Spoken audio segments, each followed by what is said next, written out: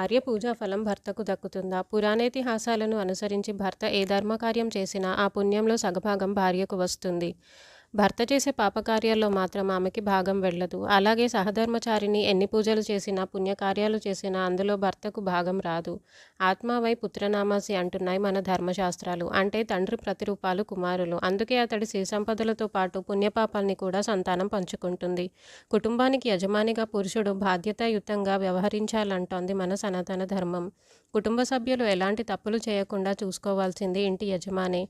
పూజలు, సత్కార్యాలను విధిగా నిర్వహించాలి. ధర్మకార్యాల బాధ్యతను భుజానెత్తుకోవాలి. భార్య గుడికి వెళ్తుంది కదా, పూజలు చేస్తోంది కదా అని అతడు తప్పించుకోకూడదు అన్నది పెద్దల హితవు. ఇంటి పెద్ద పుణ్యకార్యాల్లో పాలు పంచుకోకపోతే ఫలితం దక్కదు. భార్య పిల్లలు తెలుసో తెలియకో ఏదైనా తప్పు చేస్తే సరిచేయాలి. పుత్ర కళత్రాదుల పాపకార్యాలను నిరోధించకుండా మిన్నకుంటే వారి పాపఫలంలో అతడికి